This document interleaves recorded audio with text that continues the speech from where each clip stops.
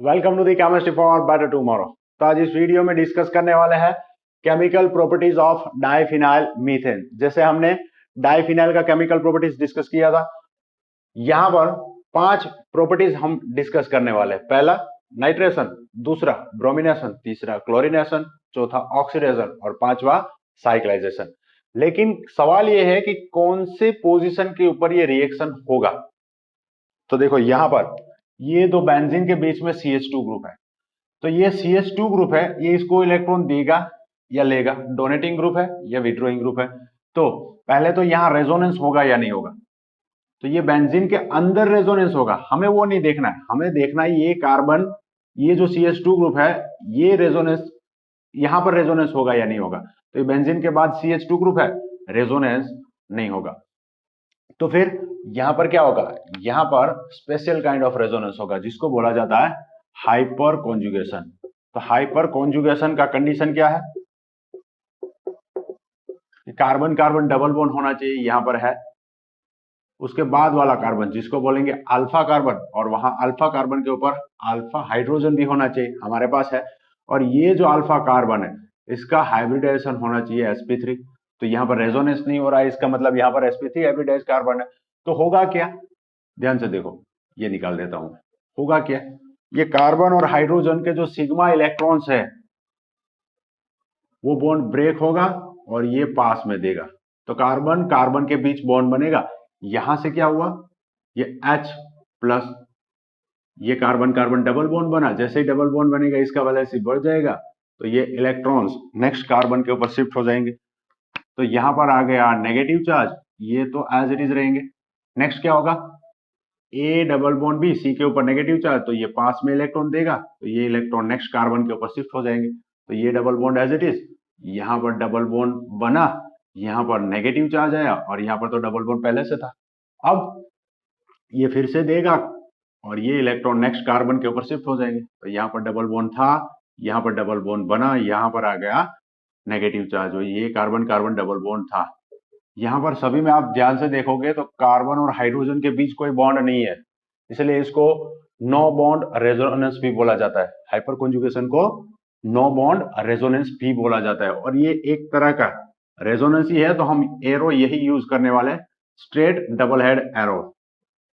ठीक है, अब ये स्ट्रक्चर देखने के बाद हम ये बात कह सकते हैं कि ऑर्थो, ये वाला पैरा और ऑर्थो के ऊपर इलेक्ट्रॉन डेंसिटी ज्यादा है। इसका मतलब इसका हम इलेक्ट्रोफिलिक सब्स्टिट्यूशन रिएक्शन करेंगे। किसको बोलेंगे इलेक्ट्रोफिलिक सब्स्टिट्यूशन रिएक्शन, इसका रिएक्शन हम करेंगे इलेक्ट्रोफाइल के साथ। तो कंफ्यूज नहीं होना, इलेक्ट्रोफिलिक सब्स्टिट्यूशन का मतलब क्या है, यस, इसका रिएक्शन मैं कर रहा हूं इलेक्ट्रोफाइल NO2 के साथ। तो इसको इलेक्ट्रॉन देना है, तो यहां से कौन सी पोजीशन से हम इलेक्ट्रॉन इजीली दे सकते हैं, ऑर्थो और पैरा से, क्योंकि वहां पर इलेक्ट्रॉन डेंसिटी ज्यादा है। और उसमें भी यहां पर आने के लिए ये पूरा जो ग्रुप है बल्कि इसका स्टेरिक हिंड्रेंस होगा, यहां पर भी स्टेरिक हिंड्रेंस होगा, तो वो माइनर बनेगा, जबकि ये प्रोडक्ट बनेगा मेजर। तो ये NO2 ग्रुप पैरा पोजीशन पे आ जाएगा। NO2 जनरेट करने के लिए हमें क्या लेना होगा, concentrated HNO3 plus concentrated H2SO4, जिसको क्या बोला जाता है, नाइट्रेटिंग मिक्सर। और होगा क्या, माइनस H2O।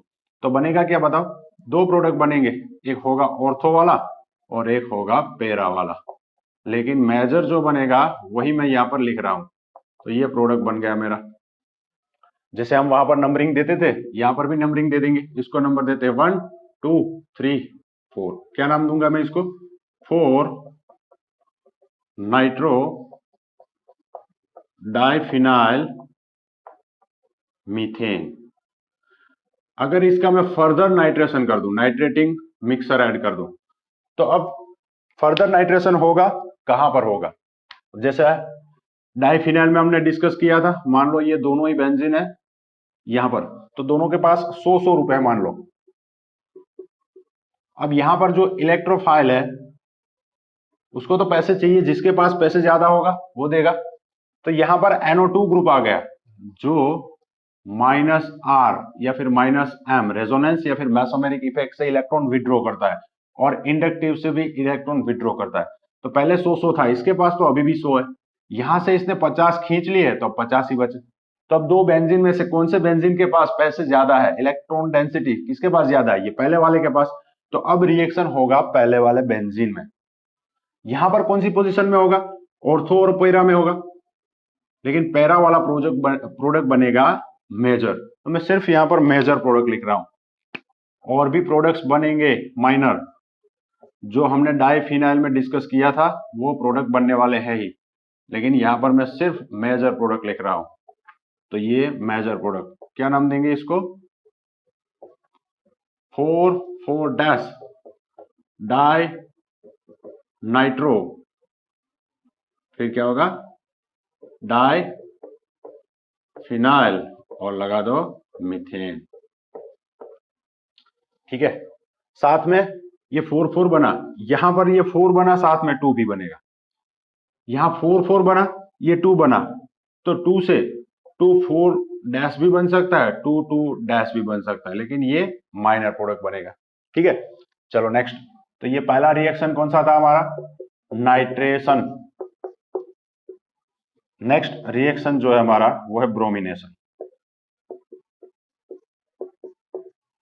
तो ब्रोमिनेशन में क्या करेंगे हम, ये डाइफिनाइल ले लिया मैंने, डाइफिनाइल मीथेन ले लिया।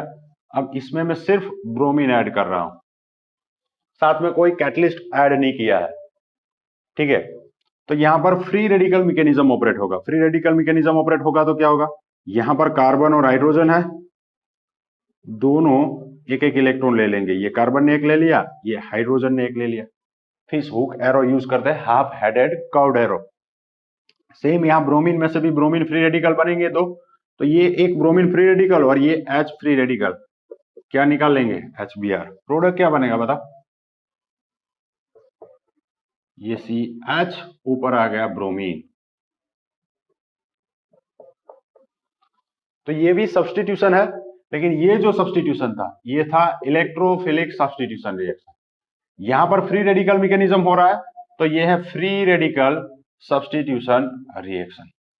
ठीक है, चलो अब अगर मैं इसका रिएक्शन कर दूं KOH या NaOH के साथ, KOH के साथ अगर रिएक्शन कर दूं तो ये K प्लस है OH माइनस, तो ये अटैक कर देगा इस कार्बन के ऊपर, तो यहां से ब्रोमीन इलेक्ट्रॉन लेकर चला जाएगा, तो ये बना Br माइनस ब्रोमाइड, और ये K तो था ही, तो बाई प्रोडक्ट बन जाएगा KBr। प्रोडक्ट क्या बन जाएगा, जहां पर ब्रोमीन है क्या आ जाएगा OH,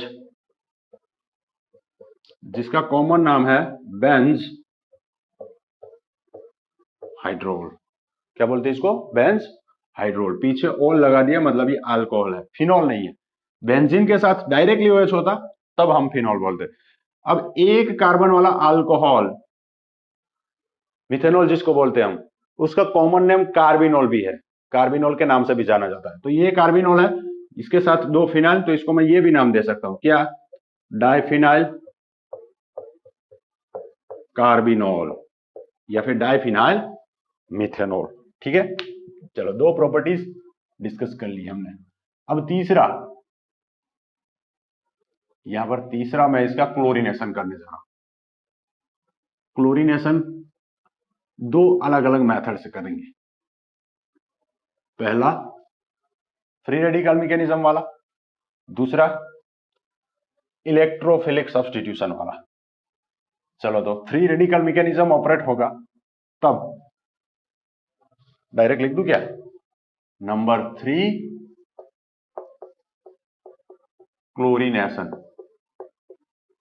यहां पर अगर मैं क्लोरीन ऐड कर दूं, सिर्फ क्लोरीन ऐड किया है, यहां पर लिखा होगा H म्यू या फिर लिखा होगा सनलाइट,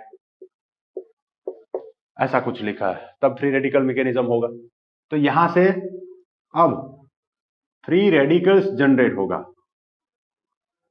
तो ये कार्बन और हाइड्रोजन दोनों को एक एक इलेक्ट्रॉन मिल जाएगा। तो ये कार्बन फ्री रेडिकल बना, यहां से क्लोरीन फ्री रेडिकल दो बनेंगे, एक क्लोरीन इस हाइड्रोजन के साथ, तो माइनस क्या होगा HCl। प्रोडक्ट क्या बनेगा, ये कार्बन और यहां पर आ गया क्लोरीन। ठीक है, लेकिन अगर मैं यहां पर क्लोरीन 2 मोल ले लूं, तो यहाँ से दूसरा हाइड्रोजन भी रिप्लेस हो जाएगा 2HCl के फॉर्म में, और यहाँ पर क्या आ जाएगा, दूसरा क्लोरीन। नाम क्या देंगे इसको, ये है क्लोरो और ये है फिनाइल। पहले कौन आता है अल्फाबेट में, क्लोरो, तो पहले मैं लिखूंगा क्लोरो। दो क्लोरीन है तो इसका नाम लिखेंगे डाई क्लोरो, फिर डाई फिनाइल, फिर मिथ एन। आप बोलोगे मैंने नंबर क्यों नहीं लिखा, क्योंकि यहां पर एक ही कार्बन है तो नंबर नहीं लिखेंगे तब भी चलेगा, ठीक है। तो ये था फ्री रेडिकल मैकेनिज्म क्लोरीनेशन का। अब यहां पर इलेक्ट्रोफिलिक सब्स्टिट्यूशन रिएक्शन मुझे करना है, मतलब बेंजीन रिंग में मुझे सब्स्टिट्यूशन करना है। तो जैसे हम बेंजीन में करते हैं वैसे यहां पर भी तो हो सकता है। तो यहां पर अगर मैं क्लोरीन ले लूं और यहां पर ऐड कर दूं Fe मेटल, जैसे हम बेंजीन में FeCl3 ऐड करते थे, तो यहां पहले FeCl3 बनेगा, फिर Cl प्लस इलेक्ट्रोफाइल जनरेट होगा, तो ये इसको इलेक्ट्रॉन देगा। कौन सी पोजीशन से दे सकता है, ऑर्थो पैरा से। मेजर कौन सा बनेगा, पैरा, तो लिख दो क्या प्रोडक्ट बनेगा मेजर, ये CH2, यहां पर बेंजीन और यहां पर आ गया क्लोरीन। अगर फर्दर क्लोरीनेशन कर दूं मैं, फर्दर क्लोरीनेशन कर दूं, तो जैसे हमने नाइट्रेशन में देखा था वैसे ही दोनों के पास क्या था, 100 रुपए, यहां दोनों के पास 100 रुपए थे। यहां पर क्लोरीन आ गया तो वो इलेक्ट्रॉन विड्रॉ कर रहा है, कौन सी इफेक्ट से, माइनस आई इफेक्ट से। ये इलेक्ट्रॉन डोनेट भी तो करता है रेजोनेंस से, लेकिन इसका रेजोनेंस जो होता है वो वीक होता है। क्यों, क्योंकि यहां पर कार्बन और क्लोरीन के बीच बॉन्ड बना है। तो रेजोनेंस कैसे होता है, एटॉमिक ऑर्बिटल ओवरलैपिंग से। तो यहां पर एटॉमिक ऑर्बिटल ओवरलैपिंग कम होता है, साइज डिफरेंस है इसकी वजह से, इसीलिए इसका रेजोनेंस होता है। लेकिन रेजोनेंस से इंडक्टिव क्या होता है, पावरफुल होता है, इसलिए ये खींचता ज्यादा है। नाइट्रो जितना नहीं खींचता, तो ये खींचता कितना है, मान लो 20 रुपए खींचता है, तो अब ये बेंजीन के पास 80 रुपए है और इसके पास 100 रुपए है, तो ज्यादा किसके पास, ये बेंजीन के पास, तो ये इसको इलेक्ट्रॉन दे देगा। 2 से दे सकता है, 4 से दे सकता है, दोनों ही प्रोडक्ट मिलेंगे, लेकिन मेजर कौन सा होगा, यस मेजर बनेगा ये वाला, कौन सा, 44 डैश, क्या नाम है इसका, ये क्लोरीन था और ये आ गया, नाम क्या होगा, 44 डैश डाइक्लोरो डाइफिनाइल, और लगा दो मीथ। तो 3 रिएक्शन हो गए। अब रिएक्शन नंबर 4 कौन सा बोला था मैंने, ऑक्सीडेशन। तो इसका जब प्रिपरेशन देखा था तब लास्ट रिएक्शन क्या था, बेंजोफिनोन में से हमने डाइफिनाइल मीथेन बनाया था, कैसे, रिडक्शन करने के बाद। तो इससे उल्टा रिएक्शन भी तो हो सकता है, मैं यहां पर ले लेता हूं diphenyl methane, sorry diphenyl methane ले रहा हूं CH2, ये दूसरा फिनाइल। अब इसका मुझे क्या करना है, ऑक्सीडेशन। तो ऑक्सीडेशन करने के लिए मैं यहां पर क्रोमिक एसिड ले रहा हूं CrO3, किसके साथ, एसिटिक एसिड के साथ। एसिटिक एसिड हमारा सॉल्वेंट है, उससे कुछ नहीं होने वाला, ऑक्सीडेशन होगा इस CrO3 से। तो यहां पर क्या आ जाएगा, carbonyl group, ketone group, C double bond O। अगर ये बेंजोफिनोन जो है, ये बेंजोफिनोन है ना, यस, अगर इस बेंजोफिनोन का मैं क्या कर दूंगा, रिडक्शन कर दूंगा, तो ये बन जाएगा, मतलब ऑक्सीडेशन करो इसका तो वो, उसका रिडक्शन करो तो ये, ठीक है। अब लास्ट वाला रिएक्शन कौन सा रिएक्शन है, साइक्लाइजेशन। तो साइक्लाइजेशन करना है मुझे किसका,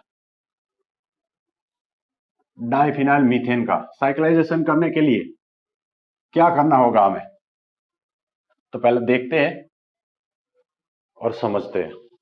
reaction number 5 that is cyclisation. देखो इसको मैं थोड़ा अलग तरीके से लिख देता हूं, ये बेंजीन, यहां पर मैं लगा देता हूं इस बार CH2, ताकि जो प्रोडक्ट बने वो समझने में आसानी रहे। अब यहां पर ऑर्थो के ऊपर 2 हाइड्रोजन है, यहां इसके पास 2 इलेक्ट्रॉन होंगे एक इलेक्ट्रॉन ये कार्बन ले लेगा, एक ये हाइड्रोजन, सेम यहाँ पर एक ये हाइड्रोजन ले लेगा, एक ये कार्बन ले लेगा। दोनों को एक एक इलेक्ट्रॉन देना है। मतलब कौन सा मैकेनिज्म होगा? Free radical. Free radical mechanism कब ऑपरेट होता है? जब आप बहुत ही ज्यादा टेम्परेचर दे दो, मालूम है ना, या फिर सनलाइट दे दो, या फिर इलेक्ट्रोलिसिस करा लो, है ना, या फिर मेटल के साथ रिएक्शन कर लो। तो यहां पर हम हीट कर रहे हैं इसको, किसके साथ? मेटल के साथ।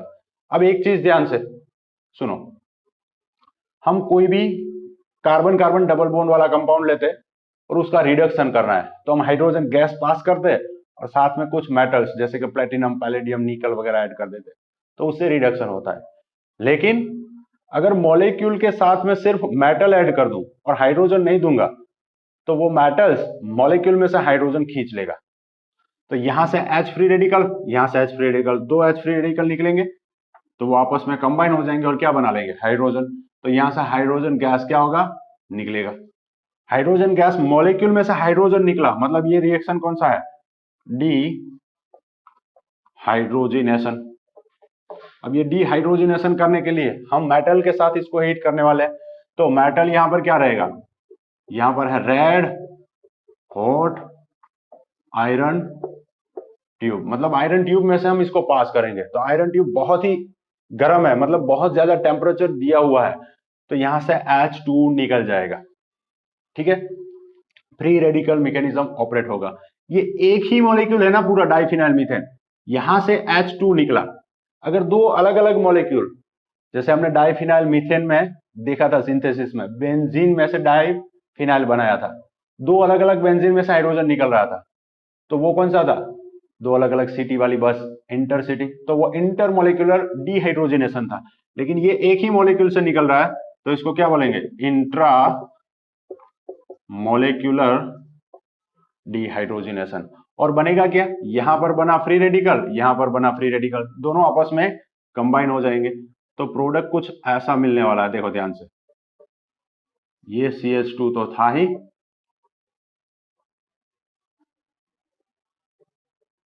अब ये जो दो फ्री रेडिकल थे कंबाइन हो गए, ऐसी प्रोडक्ट मिलने वाली है। इसको बोला जाता है फ्लोरीन। क्या बोला जाता है? अरे आप बोलोगे कि फ्लोरीन तो सर इसको बोलते हैं, लेकिन इसका स्पेलिंग आप ध्यान से देखो, FLOURINE, और इसका है ENE, INE और ENE, इतना फर्क है। तो ये फ्लोरीन बनेगा। साइक्लाइजेशन करने के लिए हम इसको रेड हॉट आयरन ट्यूब में से पास करने वाले हैं, तो ये डाइफिनाइल मीथेन बहुत ही जब हीट कर देंगे तो इसका वेपर होगा, उस वेपर को हम पास कर देंगे रेड हॉट आयरन ट्यूब में से। आई होप आपको समझ में आ गया है। अगर कोई भी डाउट है तो कमेंट सेक्शन में जरूर लिखिएगा। Thank you.